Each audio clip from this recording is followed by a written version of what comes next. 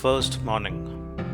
In aiming at the life of blessedness, one of the simplest beginnings to be considered and rightly made is that which we all make every day, namely, the beginning of each day's life. There is a sense in which every day may be regarded as the beginning of a new life, in which one can think, act, and live newly, and in a wiser and better spirit. The right beginning of the day will be followed by cheerfulness permeating the household with a sunny influence, and the tasks and duties of the day will be undertaken in a strong and confident spirit, and the whole day will be well lived.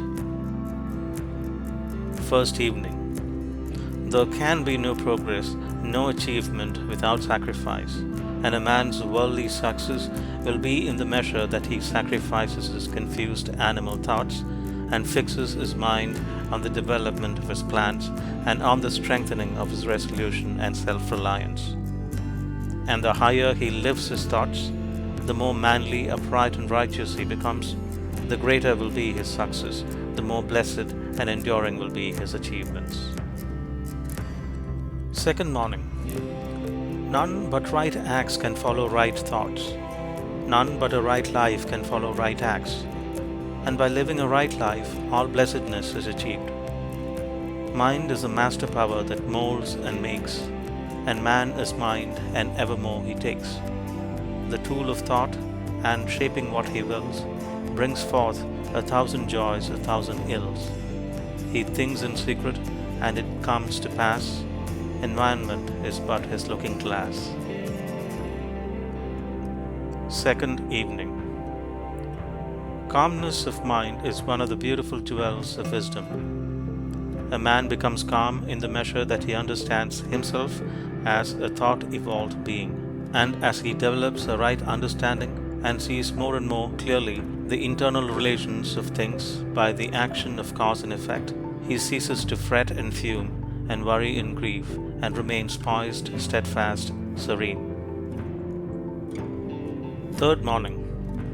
To follow, under all circumstances, the highest promptings within you, to be always true to the divine self, to rely upon the inward voice, the inward light, and to pursue your purpose with a fearless and restful heart, believing that the future will yield unto you the need of every thought and effort, knowing that the laws of the universe can never fail, and that your own will come back to you with mathematical exactitude. This is faith, and the living of faith. Third evening. Have a thorough understanding of your work, and let it be your own. And as you proceed, ever following the inward guide, the infallible voice, you will pass on from victory to victory, and will rise step by step to higher resting places, and your ever-broadening outlook will gradually reveal to you the essential beauty and purpose of life. Self-purified, health will be yours, self-governed, power will be yours, and all that you do will prosper. And I may stand where health, success, and power await my coming if, each fleeting hour, I cling to love and patience and abide with stainlessness and never step aside from high integrity, so shall I see at last the land of immortality. Fourth morning. When the tongue is well controlled and wisely subdued, when selfish impulses and unworthy thoughts no longer rush to the tongue demanding utterance, when the speech has become harmless, pure, gracious, gentle, and purposeful, and no word is uttered but in sincerity and truth, then are the 5 steps in virtuous speech accomplished. Then is the second great lesson in truth learned and mastered. Make pure thy heart, and thou wilt make thy life rich, sweet, and beautiful. Fourth evening.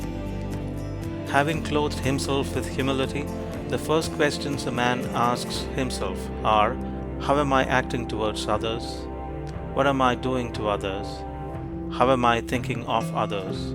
Are my thoughts of and acts towards others prompted by unselfish love? As a man in the silence of his soul asks himself these searching questions, he will unerringly see where he has hitherto failed. Fifth morning. To dwell in love always and towards all is to live the true life, is to have life itself.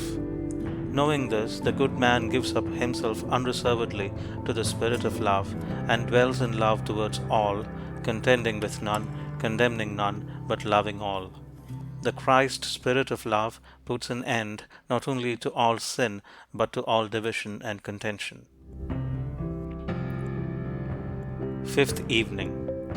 When sin and self are abandoned, the heart is restored to its imperishable joy. Joy comes and fills the self-emptied heart. It abides with the peaceful. Its reign is with the pure. Joy flees from the selfish. It deserts the quarrelsome. It is hidden from the impure. Joy cannot remain with the selfish. It is wedded to love.